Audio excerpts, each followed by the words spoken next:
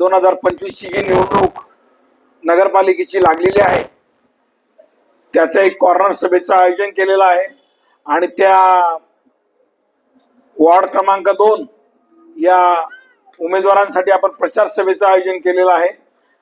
त्या प्रचार सभेसाठी व्यासपीठावर उपस्थित असलेले आमचे मोठे बंधू निशान नाना असतील, त्याचबरोबर सोनवणे सर असतील, त्याचबरोबर कलाल साहेब असतील आणि जे उमेदवार म्हणून उमेदवारी करता आहेत अशा सुलोचना मावशी असतील, रोहित बाबा रंदे असेल आणि तिसरे नगराध्यक्ष पदाचे उमेदवार ज्यांचा प्रचार आपल्या तुमच्या आमच्या माध्यमातून करतो आहोत असे चिंतनभाई पटेल।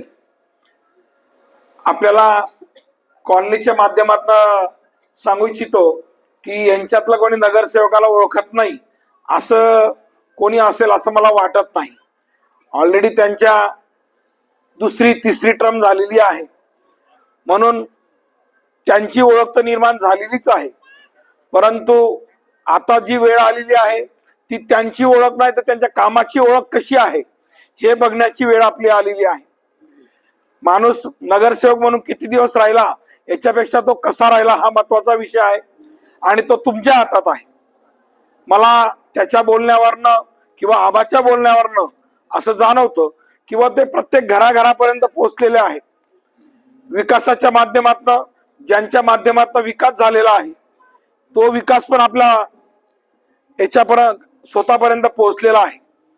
मी रस्ते, गटर, लाईट किंवा इतर गोष्टी या गोष्टी तर सगळ्या झालेल्याच आहे, परंतु त्याच्याही पलीकडे जर जाऊन विचार केला तर काही गोष्टी आपल्या प्रत्येकाच्या दैनंदिन जीवनामध्ये ज्या असतात त्या सुद्धा महत्वाच्या आहेत। जर एका साईडला विकास करणारे बाप आपल्या बरोबर आहेत, आपल्या पाठीशी आहेत, तर आपण वैयक्तिक लोकांच्या विषयामध्ये कसं जाऊ शकतो याचा जर विचार केला तर त्या प्रत्येक गोष्टीपर्यंत नगरसेवकाने पोहोचण्याचं काम आहे। उदाहरणार्थ आपल्याकडे कुठलीही समस्या असेल, त्यांनी फोन केला असेल तर ती आपल्या लेवलला जर होत असेल तर ती केली पाहिजे आणि नसेल होत तर तिचं सोल्युशन कुठपर्यंत आहे तिथपर्यंत पोहोचवण्याचं काम जरी आपण केलं तरी भरपूर होणार आहे। कारण की ज्या नेत्यांच्या माध्यमातून आपण हे काम करत आहोत त्या नेत्यांची जर पद्धत बघितली तर सांगायची गरज पडत नाही, सांगण्याच्या अगोदर काम होत असतं। जसं आता आपण प्रत्येक वार्डामध्ये फिरताना बघत आहोत, प्रत्येक ठिकाणी रस्ते झालेले आहेत, प्रत्येक ठिकाणी स्ट्रीट लाईट झालेले आहेत, प्रत्येक ठिकाणी अंडरग्राऊंड गटरी झालेल्या आहेत, पाण्याची व्यवस्था एकदम उत्तम पद्धतीची आहे। खरं बघायला गेलं तर राजकारणी दृष्टीने बघायला गेलं तर आपल्याकडे फक्त रस्ता, लाईट, पाणी आणि इतर काही गोष्टी असतील तेवढंच बघितल्या जातात, परंतु नगरसेवकाचं काम हे फक्त तेवढ्या पुरतं मर्यादित न ठेवता तुमच्या सुखदुःखात असेल, तुमच्याकडे काही कार्य असेल किंवा इतर काही गोष्टी असतील या सगळ्या बघण्याचं काम नगरसेवकाचं आहे। आणि आपल्याकडे खरं बघायला गेलं तर तेवढंच काम जास्ती करून उरतं आणि त्या कामांसाठी हे दोघं लोक तत्पर असतात याची मला ग्वाही, कारण की मीही 8-10 दिवसापासून आपल्या वार्डामध्ये प्रभागामध्ये फिरतो आहे त्याच्याबद्दल मला मिळते। नाहीतर मी जसं तुमच्या समोर बोलू शकतो तसं रोहितला म्हणा किंवा आम्हाला म्हणा मी तोंडावर सांगू शकतो की बाबा तुमच्यामुळे जर आम्हाला बोलणं खावं लागत असेल, तुमच्यामुळे जर आम्हाला कुठेतरी परत तोंड द्यावं लागत असेल तर तुम्ही हे परत आम्हाला करायला लावू नका आणि तुम्ही ते काम करू नका। परंतु मी जे बघितलं त्यांनी सुद्धा त्यांच्या कामाची पावती ही मिळवलेली आहे। परंतु इलेक्शन लागलं, मतदान आलं की आपल्याला प्रत्येकाच्या दारासमोर, घरासमोर, प्रत्येक व्यक्तीसमोर जावं लागतं आणि ही राजकारणाची पद्धत आहे की आपण मतदान मागण्यासाठी गेलं पाहिजे। मतदान मागताना आपण त्यांचे पाय पडतो, त्यांच्याशी बोलतो, त्यांना सांगतो, परंतु 5 वर्षामध्ये जर आपण थोडीशी चुकीची वागणूक दिली तर त्याचा परिणाम वेगळा होतो। म्हणून तसं जर नसेल करायचं तर आपण कंटिन्यू सातत्य जर ठेवलं तर मला वाटत नाही की आपल्याला कोणी नाकारेल। मी आता तिकडच्या वार्डामध्ये सुद्धा 5 नंबर वार्डामध्ये सुद्धा आपल्या धरतीताई देवरे जिल्हाध्यक्ष ते आले होते, तिथे गेलेलो होतो, तिथे सुद्धा हेच सांगितलं आणि तुम्हाला हेच सांगतो, प्रत्येक वार्डाची पेटी मतदान हे वेगळ्या पद्धतीने होणार आहे। आपण सगळेजण या उमेदवारांना मतदान तर करणारच आहोत याच्याबद्दल शंका नाही, कारण की बरेचसे लोक आपल्या फॅमिलीशी जुळलेले आहेत, आपल्या संबंधित आहेत, आपले सगळे नातेगोत्याचे लोक आहेत।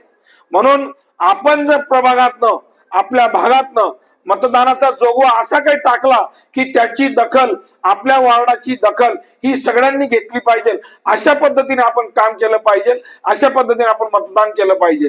म्हणजे सांगण्याचा अर्थ असा की या उमेदवारांना सुद्धा आणि नगराध्यक्ष पदाच्या उमेदवाराला सुद्धा अशी जाणीव झाली पाहिजे की आपल्याला जे जास्तीचे मतं मिळाले ते 2 नंबर प्रभागातून मिळाले आणि त्याचं श्रेय हे सगळं तुम्हाला जाणार आहे. मित्रांनो, मी आवर्जून सांगेल, मी सुद्धा बघेल आणि हे बघितल्यानंतर तसं घडलंच पाहिजे आणि घडल्यानंतर नंतरचं जे काही असेल ते तिथपर्यंत पोहोचवणं हे आमचं काम राहील. कारण की आमच्या प्रभागाने आपल्याला लीड दिला, आपल्या प्रभागाने वन साइड चालवलं आणि हे जर सांगितलं आणि हे जर झालं तर मित्रांनो, येत्या काळामध्ये किरकोळ काम बी असेल तर ती सांगण्याची गरज पडणार नाही.